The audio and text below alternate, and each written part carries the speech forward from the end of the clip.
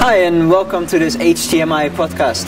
Today I have Martin Jost next to me. Martin Jost is a lecturer for management here at HTMi, and he's going to tell us a little bit more about time management today. Martin, time management. Can you tell us a little bit more about time management and its importance and why it is so important?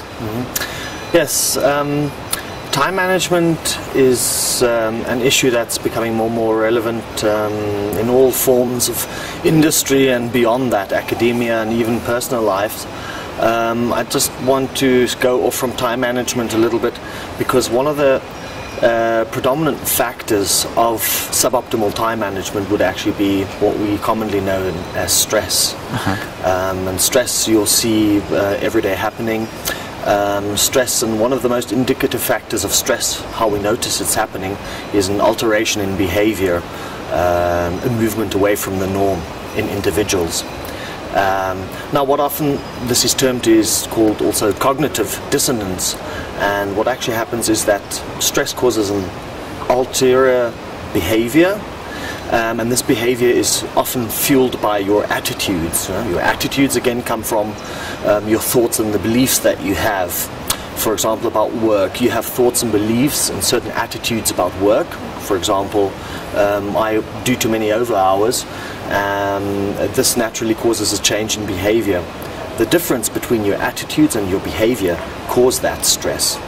Now, time management is a fundamental key part of that, and is very, very relevant and very effective in reducing that stress. So what we see is a change in behavior, and what one can do is try and change that behavior to change the attitudes, and that is very effective if one can teach that time management as such to reduce that.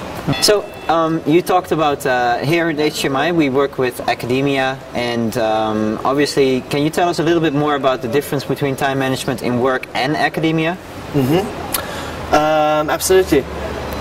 First of all, time management is very universal. You'll find it everywhere, in the need to do it everywhere, be it in industry, be it at home, and be it in your studies, for example.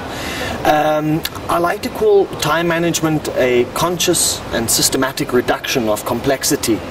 Now what this means, it sounds very, very confusing in itself, but let me start at the end. Complexity, what does that mean? And especially for students, what does that mean? The students have a lot of activities, and they have a lot of things to deal with, especially in their studies, and especially here at the HTMi, you'll find that students have to take control of their study life, their academic life. They'll have to take control of the events that they do here at the school. They'll have to take care of all other operational duties that they have.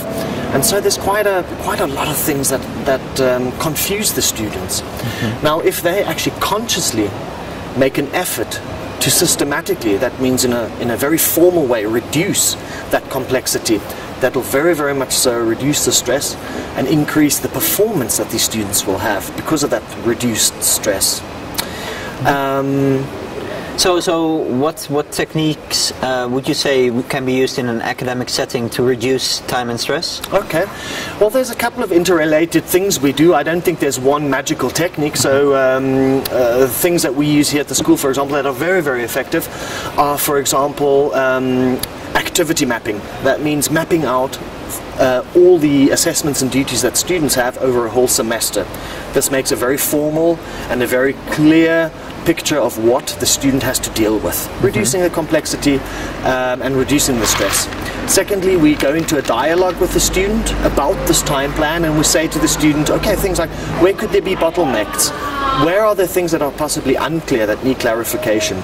The third thing we do is we actually give our students, we give them the opportunity to fill out a stress diary.